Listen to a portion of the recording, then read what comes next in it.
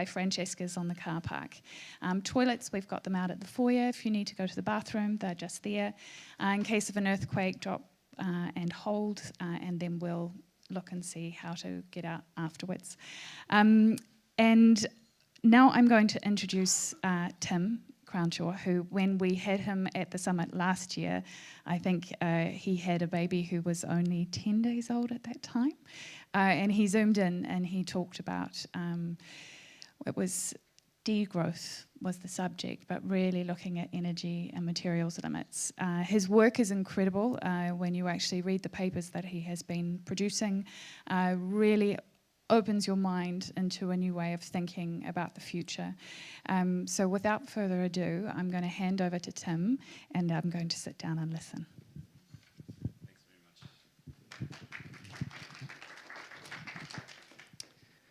Okay, so thanks for coming, everyone. Happy to see such a good turnout. This is only the second time I'm running through this material, so bear with me. And I had a first attempt at it last night in Queenstown. Didn't have my notes, so I didn't realize my notes wouldn't be available, so I had to wing it a little bit. So hopefully tonight it will be a little bit better, a little bit more polished, but we'll see about that. Okay, so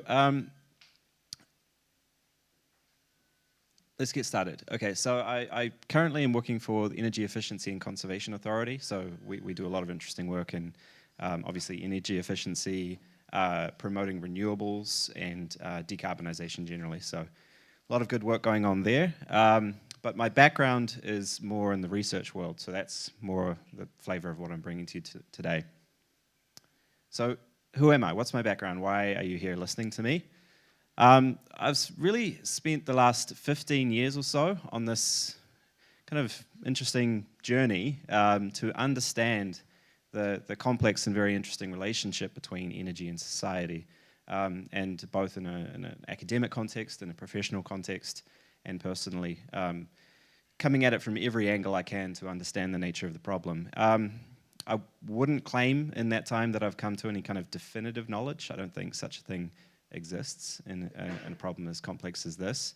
But I would say I've come across some perspectives and insights that may be useful to others who have similar questions. And I think this material can help kind of connect some dots and shine a light on some of the challenges and opportunities involved in energy transition. So that's what I hope to share with you today. And just a disclaimer, these views are completely my own, so if you have an issue with them, please take that up with me and not my employer. All right. So firstly, just to get the ball rolling here, why is energy so important? Why do we spend so much time talking about energy? Well, there are many different forms of energy. There's thermal energy, there's kinetic, chemical, gravitational, radiative. We don't have to go into all of that. We don't have to look at the fundamental science of it, but it exists all around us. It's completely ubiquitous. It's wrapped up in everything that we do. Essentially, energy in all of its forms is the capacity to alter the state of the world, capacity to create change. And in the human context, that's the capacity to create change that we find to be desirable or beneficial.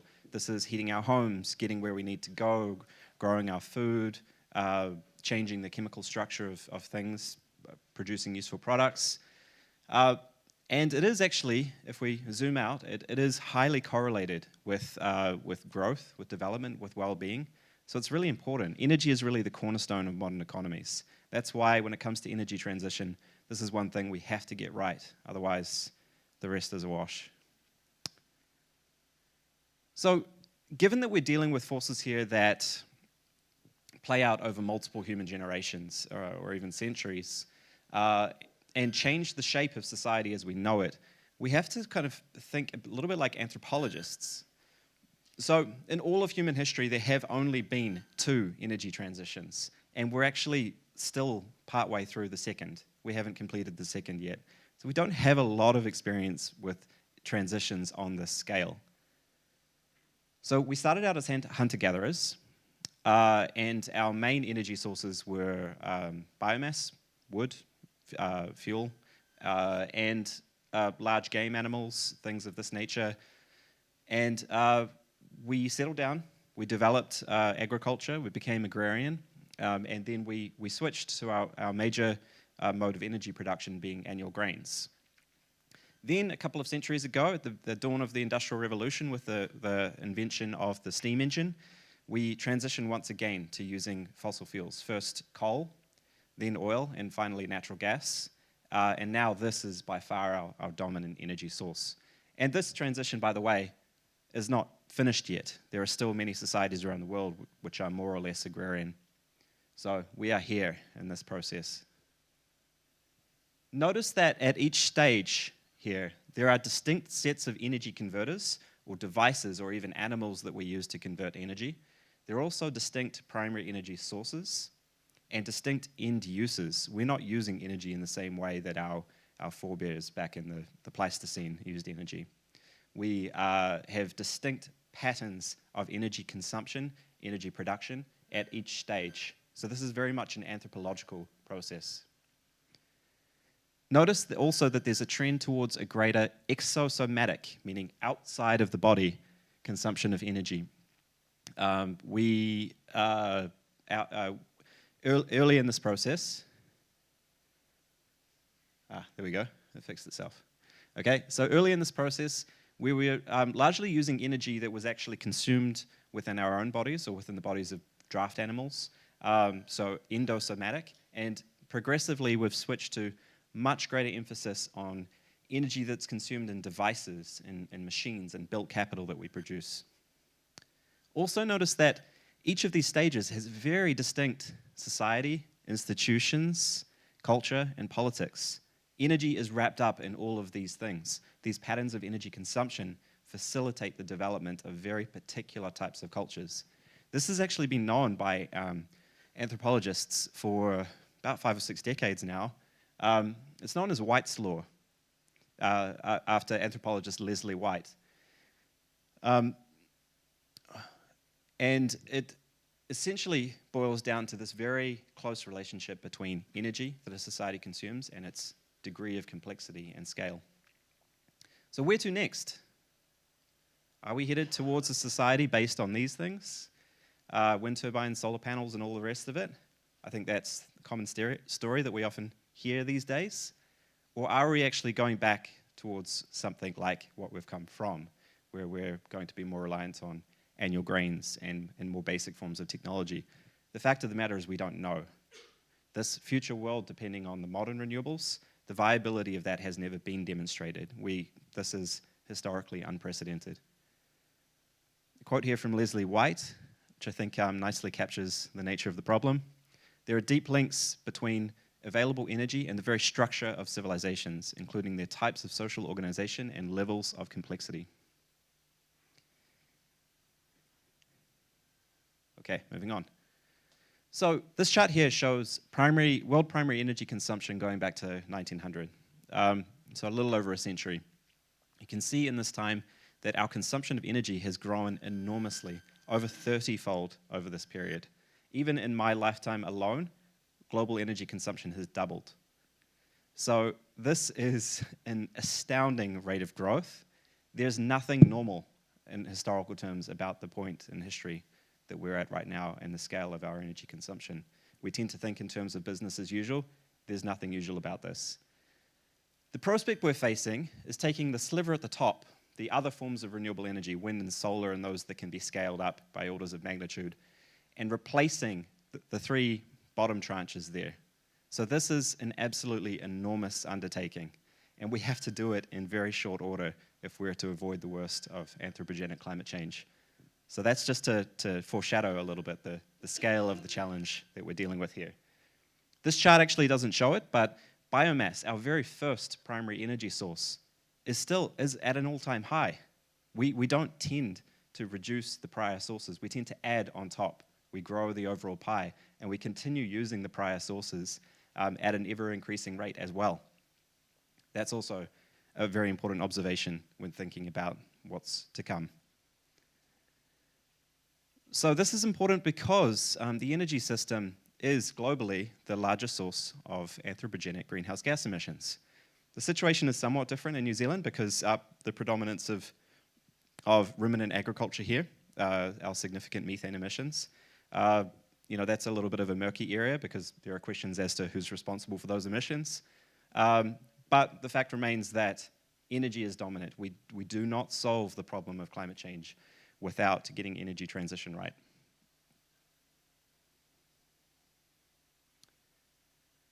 So where are we headed? I think, we're exposed to a story through the media, through various different sources. There's very much kind of good news story. We're going to transition our industrial economy to renewables. We're going to do it quickly, and we're going to get rich in the process. There's this very much a techno-optimist story here. It is only one story.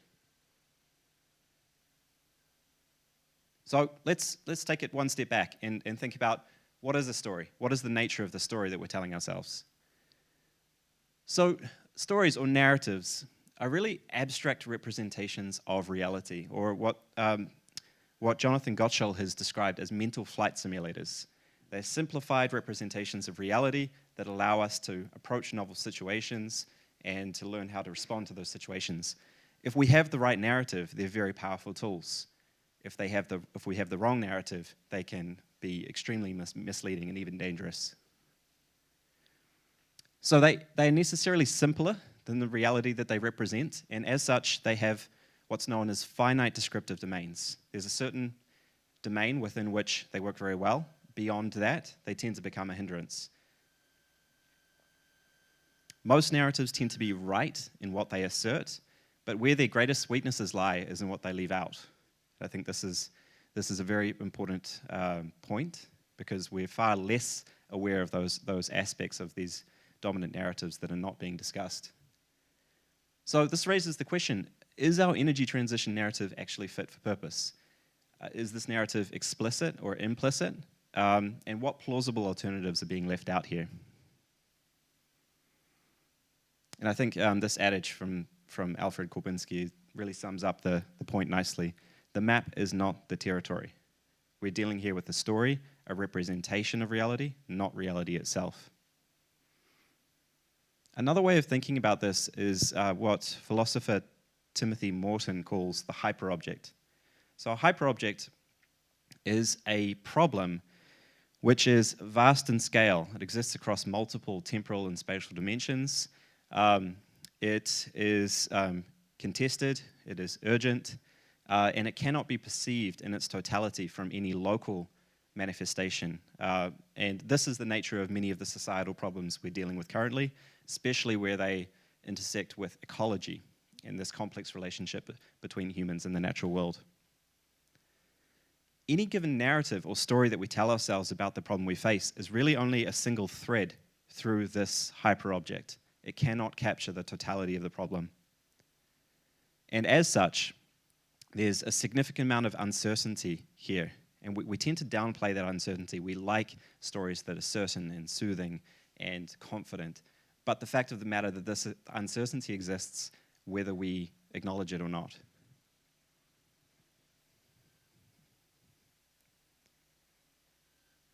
So around the edge of this hyperobject, there's a kind of liminal space where our greatest weaknesses are, those areas where we're not willing to look and ask questions.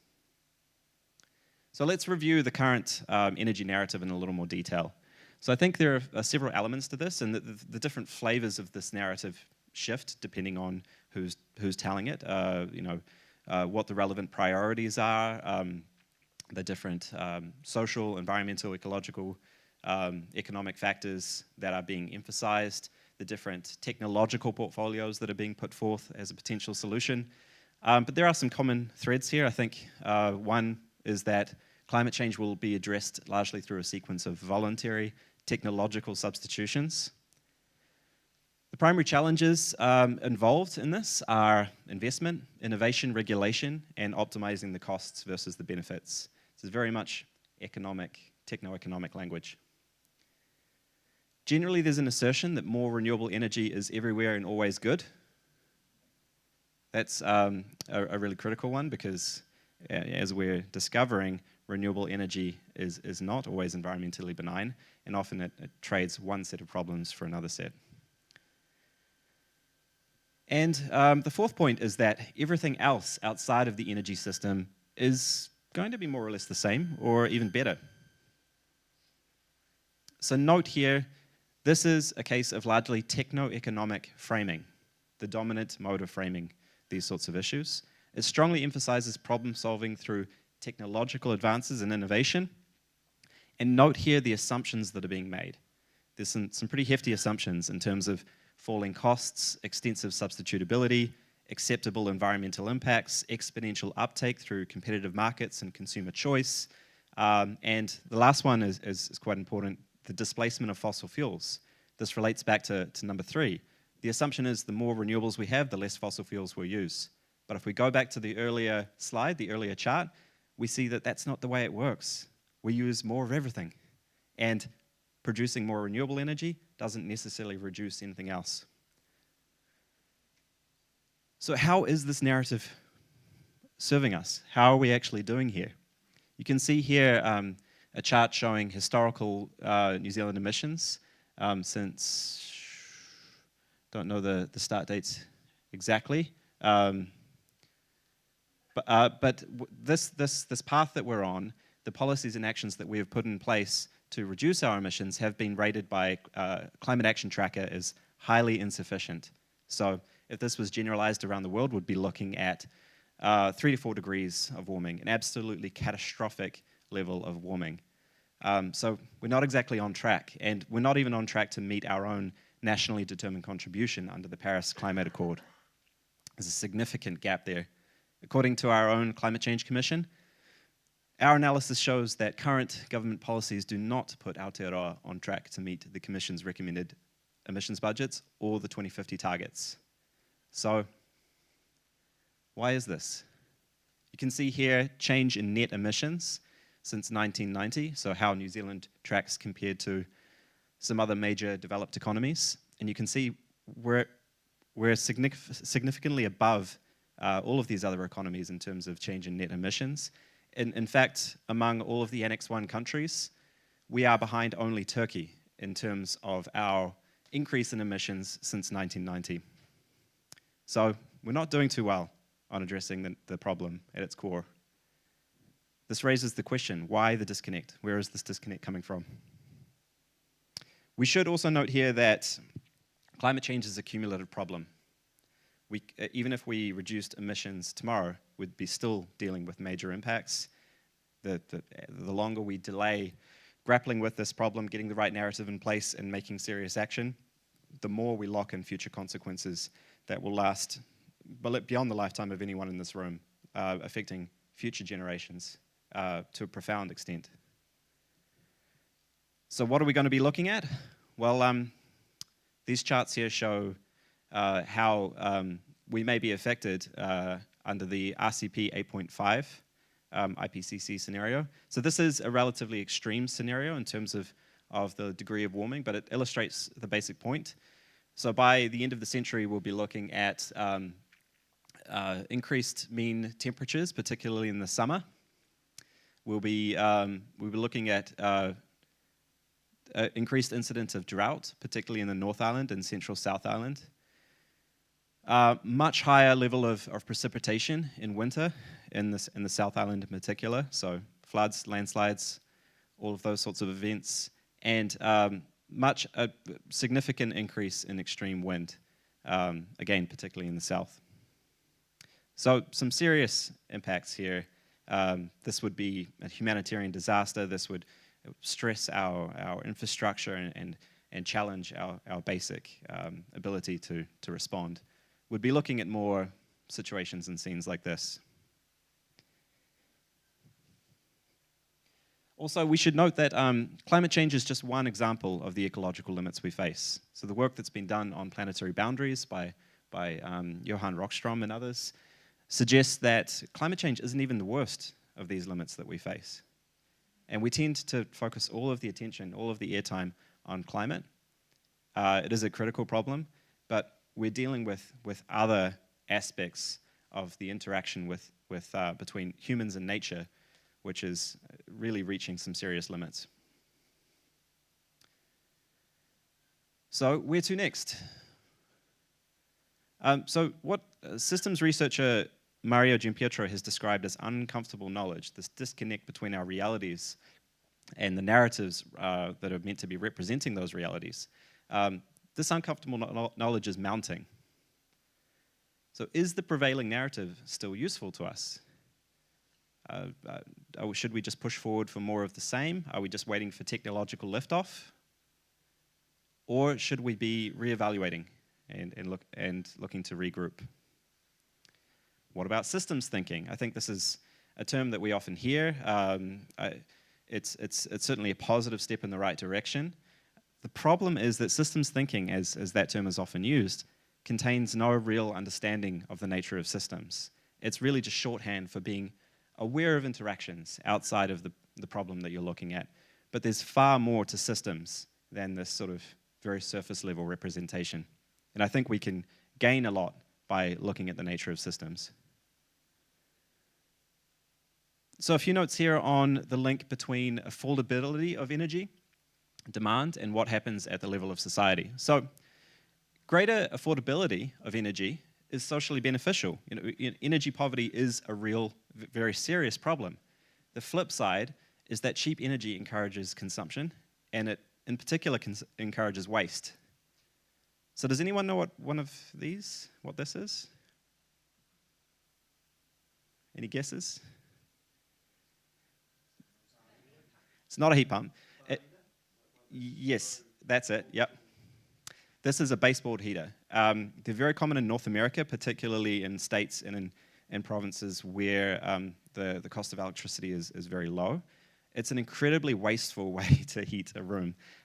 Simply resistance heating, terrible form of heating, but very common. Why is that? It all comes down to price. It all comes down to how cheap energy is. So cheap energy is good for society and economy, but it's a disaster for environment and sustainability. And not trying to call anyone out here, I'm not trying to make you feel guilty, but who drives one of these things to go and get your groceries? Probably quite a few in the room. This is a ridiculous form of transport. We should not be hauling around 2 tons of metal with us to go and pick up a carton of milk. It doesn't make any sense in energy terms. We only do this because energy is artificially cheap. So this brings up efficiency in what's known as Jevons paradox. So there is a relationship between how efficiently we use energy and the overall scale of use and the types of uses. So you might think that as we become more efficient in using energy, we use less. We don't need as much. Actually, the opposite is true. William Stanley Jevons in the 19th century, looking at the British coal industry, noticed that with each step up in terms of efficiency, the overall scale of consumption increased because we find more end uses and we find different ways to deploy that energy and use it for more productive purposes. So cheap energy really is at the root of a lot of the things that we take for granted. Cheap energy propels growth, complexity, mobility, urbanism, law and order, higher education, livelihoods, and even our socio-political forms, such as democracy. All of these things are entropically expensive. They take work to uphold them. So fossil fuels that have been propelling all of this progress are artificially cheap. We don't pay for the cost of producing those fuels. We only pay for the cost of extracting them. And now, the environmental so-called externalities of those fuels are beginning to pile up. And if we start pricing in those externalities, fossil fuels are going to become a lot more expensive. They are also a one-time bounty. We use them, especially the highest quality, most valuable forms of these fuels, and then they're gone. And we're relegated to using lower quality fuels and other energy sources that don't have the same advantages for us.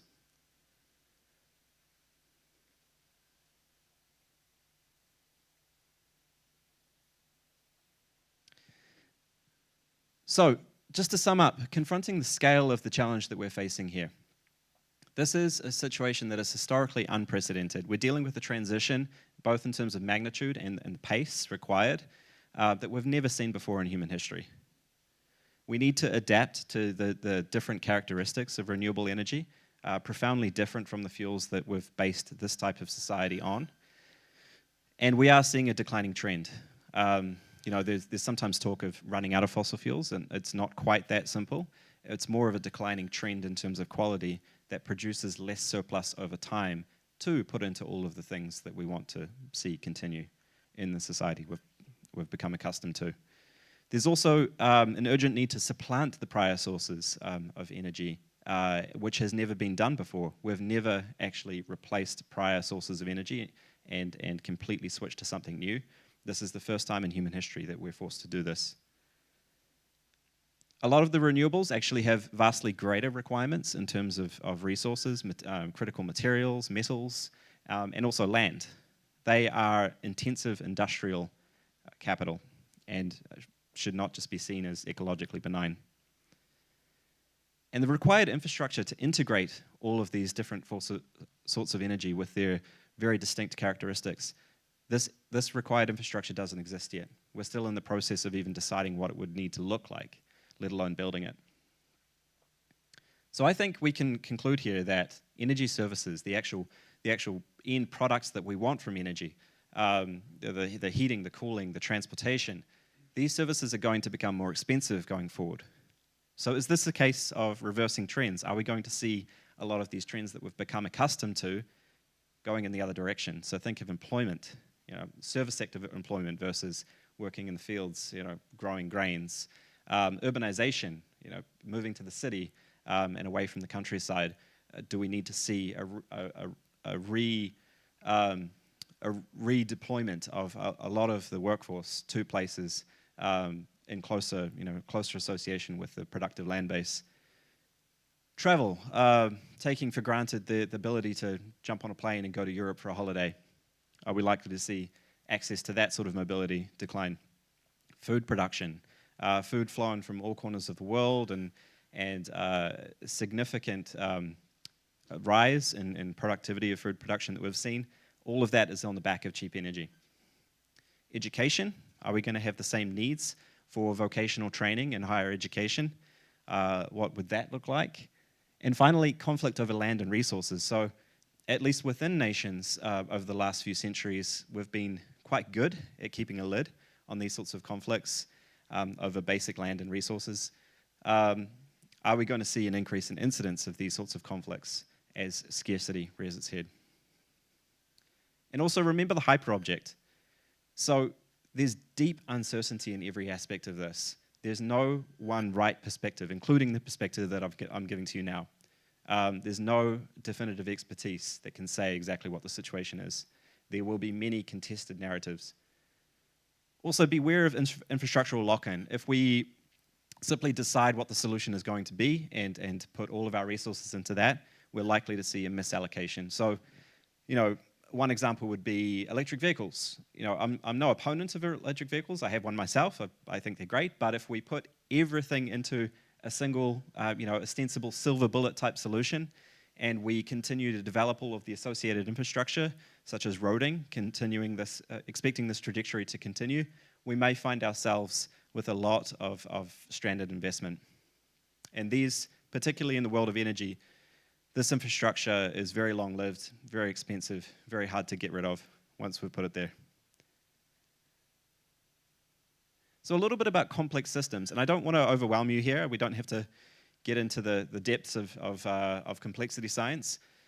But essentially, complex systems, this is a transdiscipline that emerged out of several different fields in the mid-20th century. Fields such as ecology, cybernetics, chaos and fractal mathematics, and far from equilibrium thermodynamics. So, don't focus too much on that, but essentially a lot of different fields came up with these techniques and these conceptualizations of how to do science and how to understand these sorts of problems that had many common elements. So if we think about complex adaptive systems, they have some very particular attributes. So they are a form of nonlinear dynamical system. They consist of agents interacting in networks.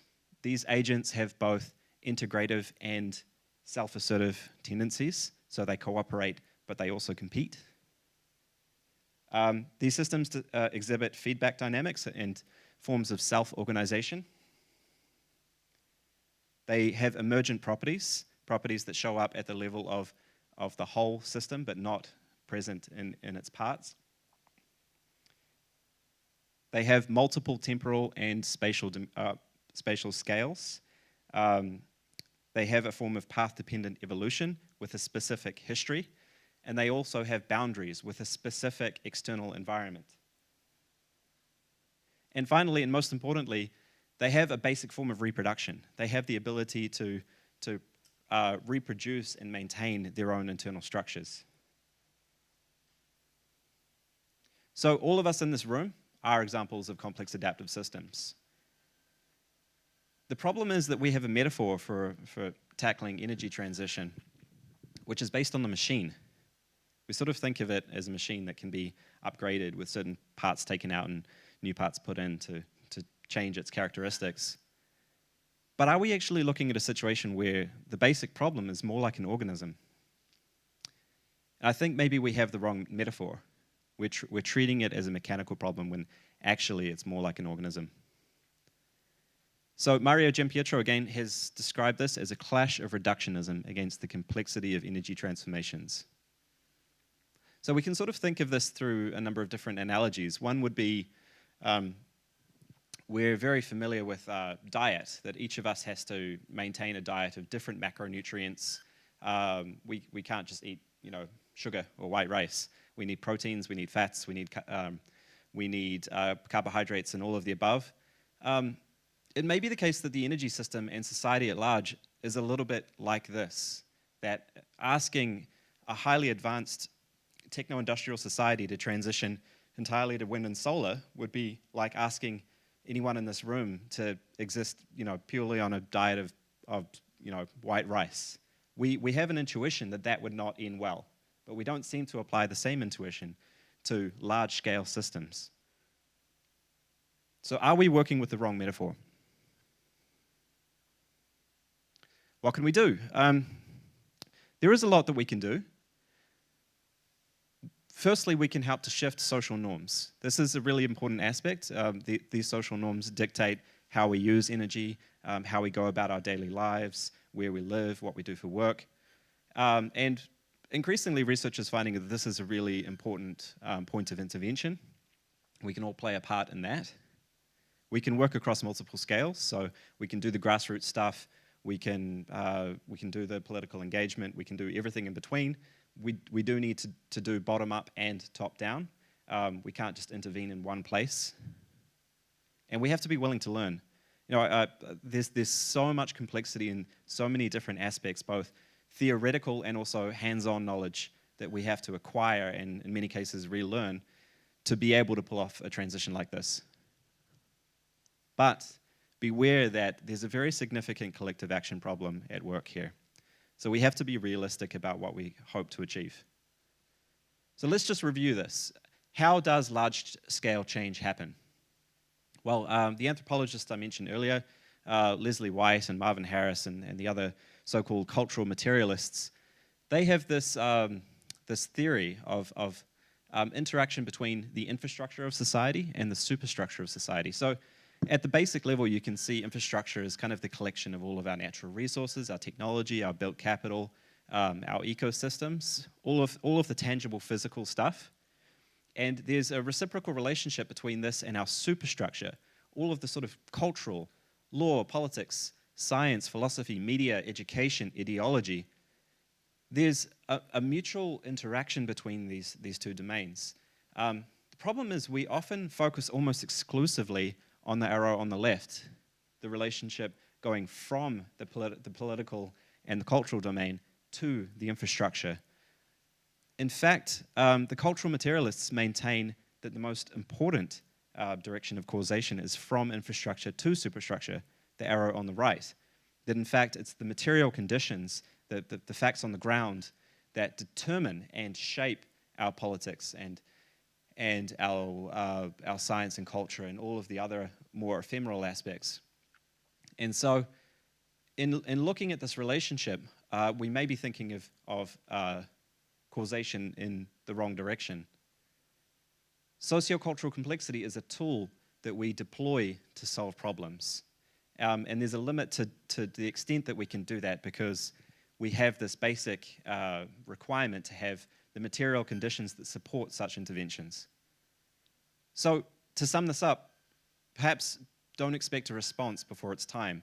Don't expect law and politics to be able to address these major problems before the material conditions are such that we can expect this to take place. And I think, the response that we've seen to climate change is a key example here. Look at the failure of climate science to really shift the needle in terms of aggregate emissions globally and what we're doing in response to climate change. It simply hasn't worked. I think that's a key piece of evidence here. We also need a clear axiology, or a system of values. So what is it that we really want? And what are we willing to sacrifice to get it? I think energy transition will require some pretty major sacrifice that falls outside of the dominant narrative. We're not considering these aspects, but we will have to make major choices. Are we willing to give up the degree of mobility that we enjoy? Are we willing to give up our livelihoods? Are we willing to give up our cherished political forms? All of these aspects that we're currently, this is not really part of the discussion at present. And are we looking at, perhaps, just to offer an alternative narrative, a return to a solar civilization?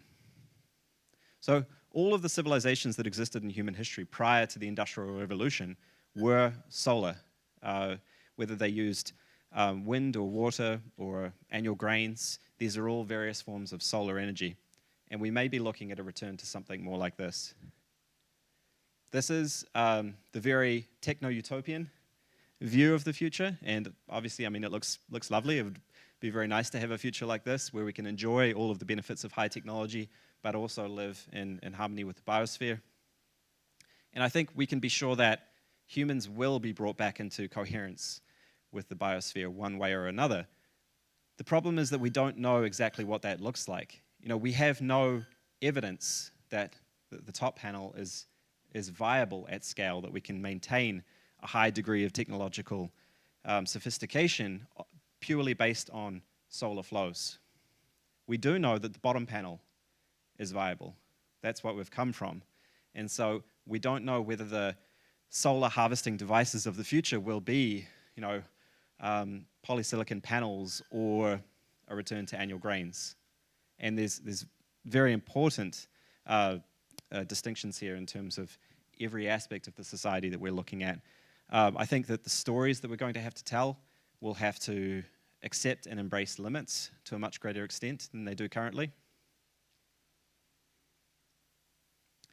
So just to bring it back to what we can do in the present within our local spheres of influence, I think there are some key elements that we can identify here, things that we can actually do on the ground.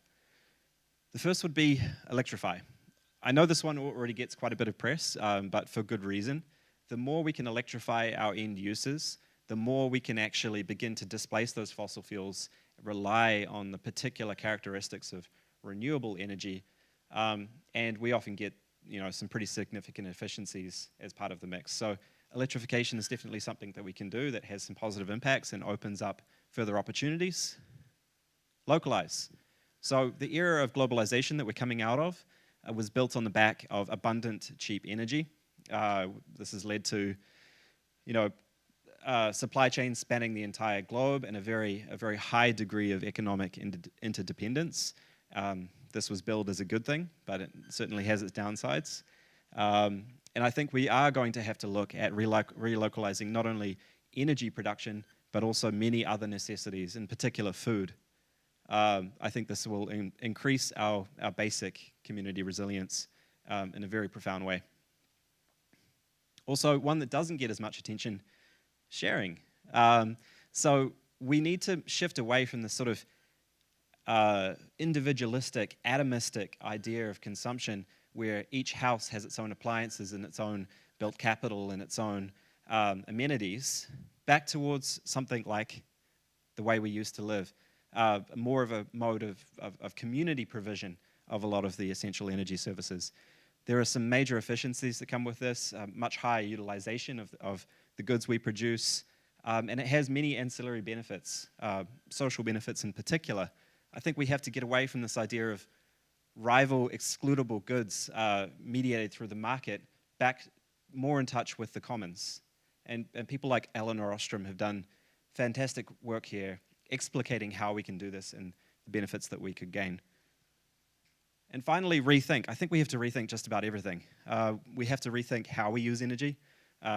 We have to think about our passive systems, our vehicles, our thermal envelopes, the ways in which we enjoy the services we need. Do we heat a room or do we put on a sweater? All of these sorts of questions, and it goes far beyond that to our forms of political engagement, to our forms of education. And I think we, in some sense, will be forced to rethink just about everything. So I'll leave you with this quote from Václav Smil, which I think sums up the nature of the problem about as good as any that I've come across.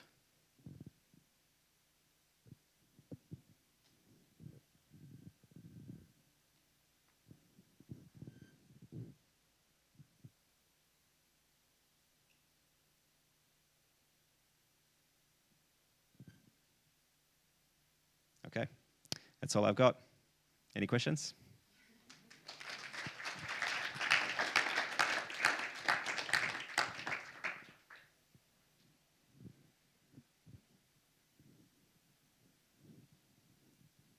Do we have another mic? We do.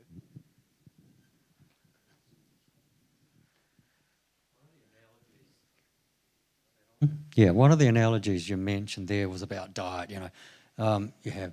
You need to have a varied diet and so on. One of the things, if I can draw another analogy from that, and that is that, I totally accept that point. There's another kind of corollary to that, and that is we could all eat a lot less. We could, and that is a one simple way. Because it's going to take us a while to reconfigure a whole lot of things in terms of doing things differently. But one of the most simple things is to actually do with less and use less. And that's at the fundamentals of the whole of the cycle of producing and then using and commodifying and then waste and so on. You go by with less, and it's not a difficult thing to do from an individual level. It doesn't actually require a government to do that. And and that's one of the things that is holding everything up, because governments are very unwilling to make the kind of changes that we really need to take. And hopefully it's not going to reach a catastrophe before the governments will realise that, it's politically acceptable now to do some of these things. Yeah, I mean, I would completely agree with that. I think it's definitely one of the major levers. There's groups like this, the Simplicity Institute in Australia, doing really good work on simple ways of living, and I think that there is a lot to be gained there. I would, though. It comes back to human nature and whether we can expect voluntary transitions of that sort at scale in the time required. And I think that if we go back to this picture of cultural materialism and this reciprocal relationship between the infrastructure and the superstructure, we probably can't expect that kind of mass scale change before the material conditions that compel such a change are actually there. And so I'm a little skeptical, as of course, individuals, anyone in this room can choose to do that and can benefit significantly from doing so.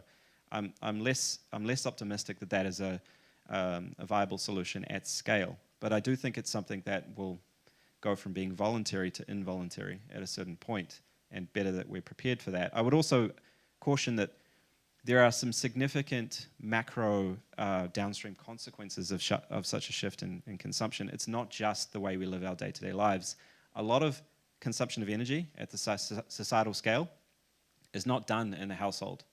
It's done supporting the infrastructure that maintains our day-to-day lives. It's done. It's not proximate in that sense. And so I think what's the appropriate level of energy consumption? It comes down to, what do we want? Do we want coffee flowing in from Africa? Do we want MRI machines? Do we want, what level of socioeconomic sophistication do we want to maintain? And it comes back to axiology. Where are we willing to make those sacrifices? I agree with you that perhaps we should start having that discussion. I do think it's only going to happen at scale once it's compelled to a certain extent, unfortunately.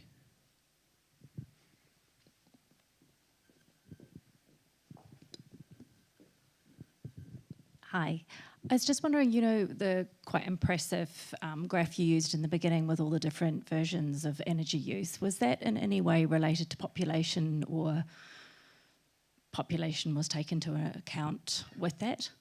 Or this is just volumes of, because obviously the population in the last 150 years is hugely increased, and yeah, I mean, obviously a big underlying variable there is population, and if you break it down on a per capita basis, what you see is that the increase in consumption per capita and the increase in absolute terms, they're relatively similar level of influence there. So not only have we increased our consumption per capita, but we've also increased the number of people consuming, and we've brought significant numbers of people up from a relatively low level of development to something more like the developed, or possibly the overdeveloped world in a sense. So they definitely both play a role. That's why population is one of the major variables here that we need to pay attention to. It's a very tricky issue to get in. And yeah, yeah. So certainly it is a driving variable, absolutely, and it's something that may need greater attention, but it's possibly in the too hard basket for today's discussion. Although would you say that it's not, there's massive variation between per capita energy use from different places in the world, so it's not the same? Oh, absolutely, and I think if that gets back to the debate of who's responsible for the situation we're in, particularly if we're looking at cumulative historical emissions. Some really interesting work has been done on this in terms of climate debt. The headline there is that if you convert these enormous historical emissions from various countries, and who has actually benefited from building up on the back of those emissions, if you put that into dollar terms, I think something about 80% of the outstanding climate debt internationally would involve a payment of, I think it's on the order of 5 to 10 trillion from the US to India. You do that and you wipe out most of the global climate debt. So there are definitely international disparities here. There are also many disparities within nations, extreme inequities in terms of who has access.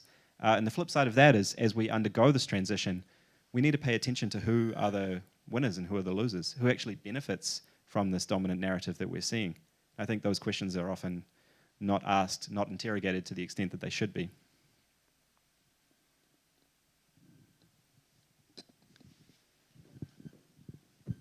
Couldn't resist. Kia ora, Tim.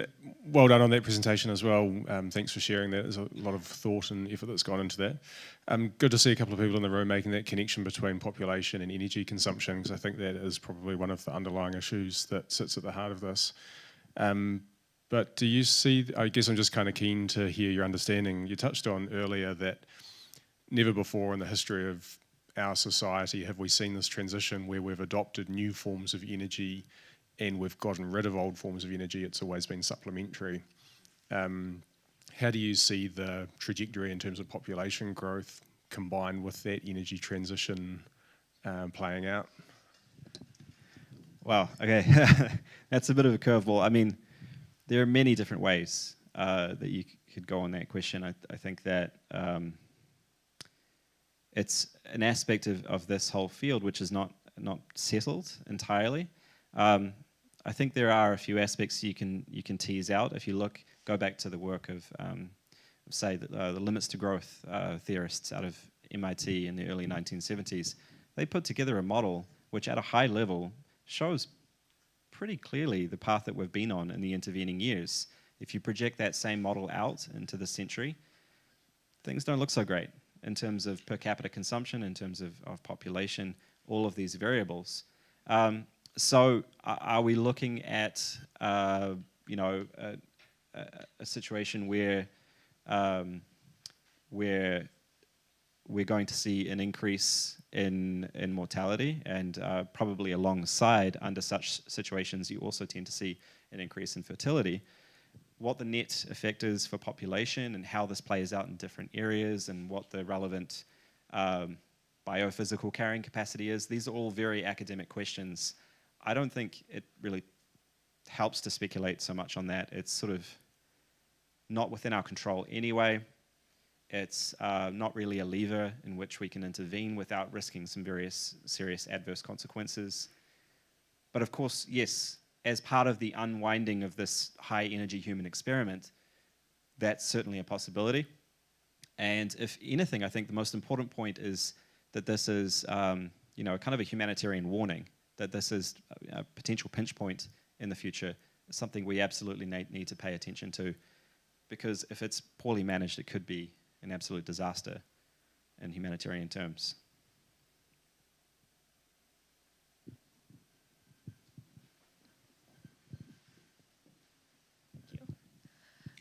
I really liked your diagram about like the superstructure and infrastructure and that cycle of how they influence each other. It's almost like a what came first, like the chicken or the egg discussion. I interpret it as.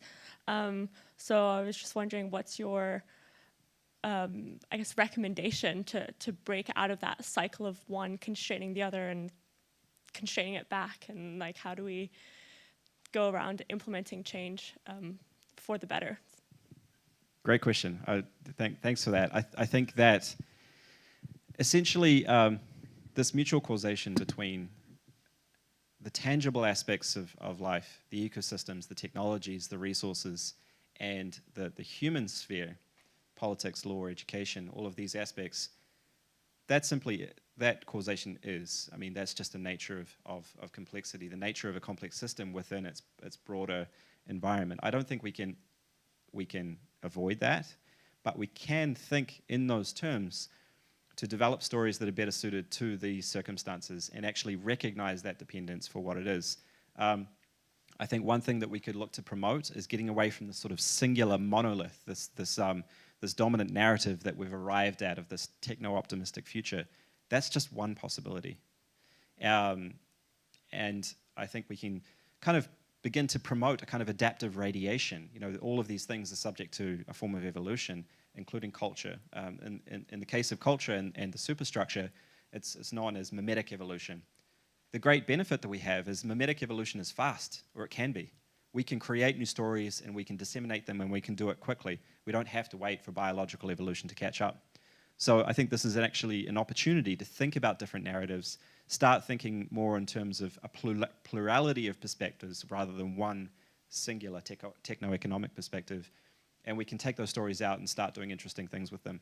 So I think that's a really good point. This is something that we can tangibly do, not to exit the dependence of culture on material conditions, but to work within that frame of reference to produce the maximum benefit. Thank you so much, Tim. Really appreciate your explanation of the complex theory and how, like, we're in a complex system where, including, feedback loop or kind of stuff like that. So, but my question is, currently, some country like Switzerland is actually banning for EV because of a possible energy shortage, kind of blackout that's happening partly due to that, the war happening from UK, the gas stuff happening, over the international things. So and then there's a possibility that with moving towards New Zealand moving towards utilizing EV kind of stuff, right?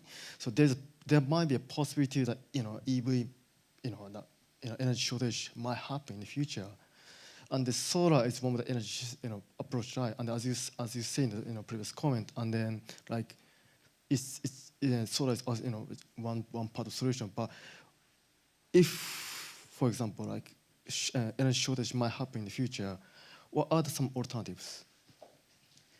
Right. Well, I think it is important to recognize that we are relatively vulnerable as a major oil importer, and we don't have that domestic energy security. So it is the case that some aspects of this dominant narrative would be beneficial if properly applied. If we increased our capacity to locally produce energy and locally consume energy, then that's a positive thing. We benefit from having that additional security should such a disruption or a shortage occur. And I think we can learn from examples around the world where that has happened successfully.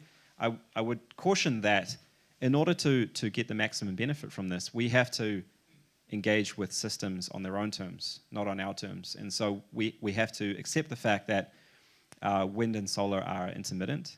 We therefore have to adapt our patterns of consumption to those natural flows. We have to become coherent again with nature, with the biosphere, rather than forcing nature through the means of technology to comply with our demands. And I think that's the paradigm that we have been in. We're going to have to shift towards a very different paradigm based on the flows and the rhythms of nature. In the domain of food, this means eating seasonally. And I think a lot of people already recognize the benefits from doing that, not only in terms of sustainability, but health and everything else with it. So I think I don't want to paint the picture that all technology is bad or renewables bad. I'm certainly not saying that. I'm not taking the anti-position to the dominant narrative. We can gain major benefits from picking and choosing and properly applying aspects of technology with aspects of simplicity and demand reduction. We need all of the above, but most of all, we need to think in terms of systems, and we need to think in terms of coherence with the systems that exist outside of the human sphere. Just one more question, I think, and then we're at an end. Hi. I was sort of quite interested in that superstructure as well. One of the big things that I always question is urban, and that we have major populations in the urban areas.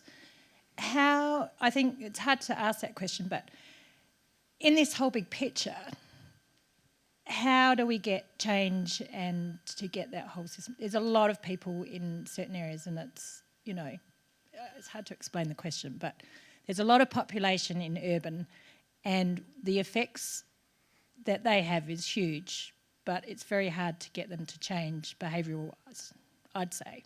So how does that fit? Because that superstructure, for me, when I have a look at it, it doesn't relate to the infrastructure. Does that make sense? Yeah, I see where you're going with that. I think that absolutely this redistribution of population, this very energy-hungry form of urbanism that we've seen develop over the last couple of centuries probably doesn't have much of a future. It probably is not able to be reconciled with the biophysical limitations that we're actually facing in the longer term. In terms of how that happens, I honestly think we should give up on the voluntary idea that we can simply persuade people to do such things. I think that sooner or later material conditions change in such a way that these sorts of things become compelled. If you want to look at a historical parallel to that sort of thing, I mean, there are many. One would be the Great Depression and the redistribution of population away from the cities that happened following this. And, in the US, for example, you can read Steinbeck and you can read these other stories, analogies of things that happened and the absolute desperation that people faced. Only that will get change to happen at the scale that's required. So unfortunately, I don't think it's a matter of persuasion. I don't think it's a matter of even having the right mental model or the right understanding. I think that you actually need a change in material conditions. Cities have been held out by economists, for example, as the engines of growth, the great areas of prosperity and innovation. But, at least the mainstream economists are mostly pretty energy blind. They don't tend to see that underlying dependence on the physical world. So as energy becomes more scarce and more expensive, I think we will see a compelled form of redistribution of population. I think urbanism in its current vision at least doesn't have much of a future. There may be a scale for more of a kind of village-oriented life, more aligned with prior agrarian societies. So it doesn't have to be a disaster. It doesn't have to be terrible. In many ways, I think it could be good for community, good for human well-being, more in touch with sort of human scale, more in touch with what anthropologists have talked about, like the Dunbar number, the number of people that we can have within our social circle and actually understand them and know them, have a reciprocal relationship with them without having to have abstract laws and contracts and all of these other devices and intermediaries. And I think this would be beneficial on a number of counts. In the modern world, we're dealing with all sorts of mental health issues. We're dealing with a loneliness epidemic. We're dealing with social alienation.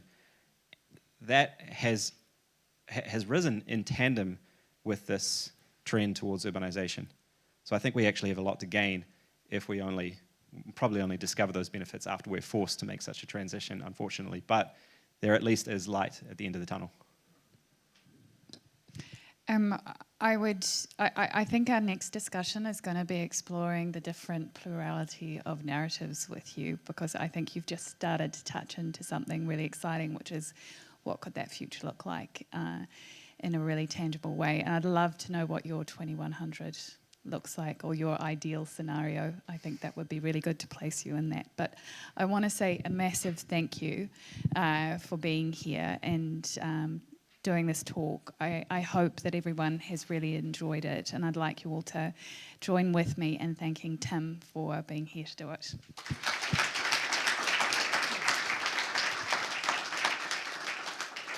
I'd also like to do a huge shout out to Wanaka Solar, who's really helped us with the summit this year and have been a supporter with us for so long, every single year since we started in 2018. And they're sort of looking at what that future looks like as well.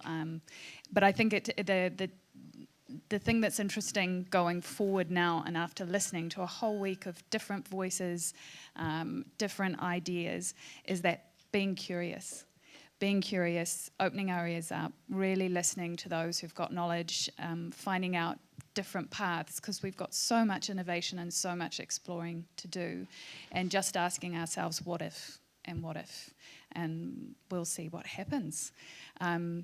So I will leave everyone to go. Thank you all. Thank you to the great questions that came out of here. A big thank you also to our volunteers who've been helping out, Alex over in the corner there, and a last huge thank you to Tim.